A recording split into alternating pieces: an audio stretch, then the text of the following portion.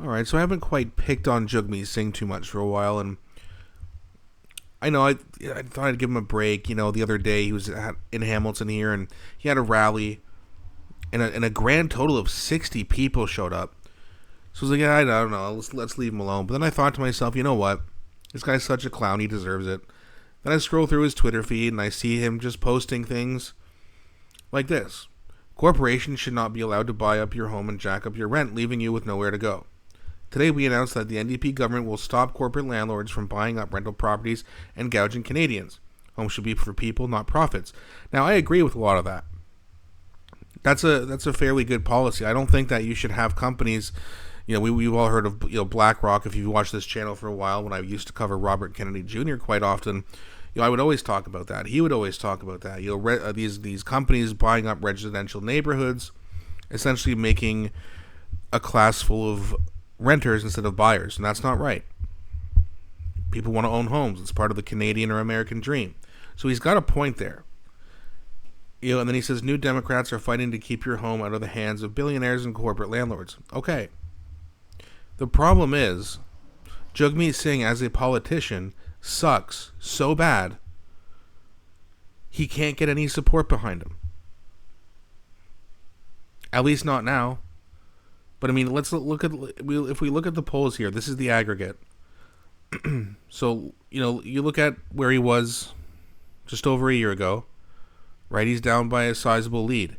But then by the time this January came around, he was virtually tied, 21-19, 20-19, 21-18. Like it's so close. That was his time to call an election, because he could have potentially come in second place.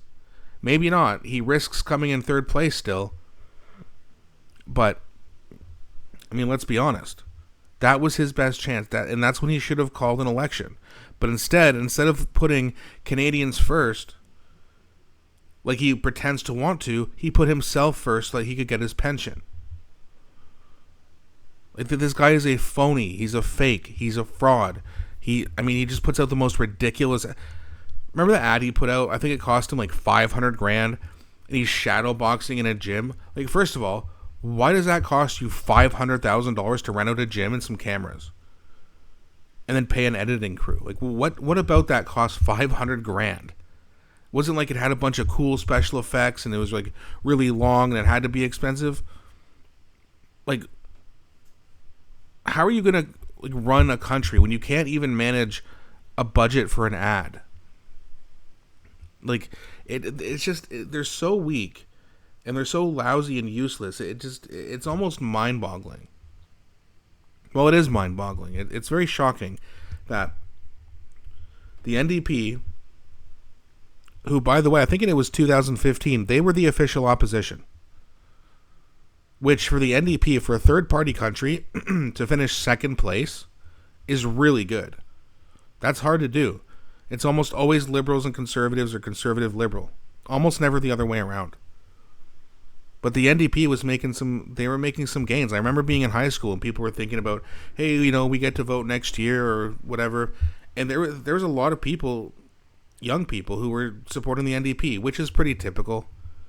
But now, more young people are supporting the Conservatives. Why? Well, because when you have an idiot like this, who can't read the room, and then takes a nosedive, why? Because Mark Carney comes in? Now again, people say, well, the polls are this, the polls are that. Fair enough. I mean, we don't know yet, right? We can all make predictions about whether the polls are real or not.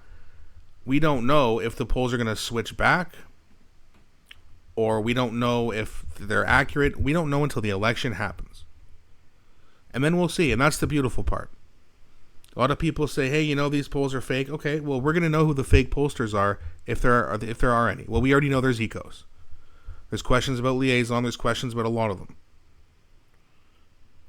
That being said, we will find out. We're going to see if the debates have anything to do with the numbers flipping. If they do flip after the debates, I think Pierre Poilievre is going to massacre Mark Carney and Jagmeet Singh. But I think that Mark Carney is going to take a brunt of the criticism during the debate. I think that's going to hurt him. But it's very likely that it doesn't help the NDP that much. I think they're going to get slightly more than 9% in the next election, but they're not getting 20. their chance for 20 is gone.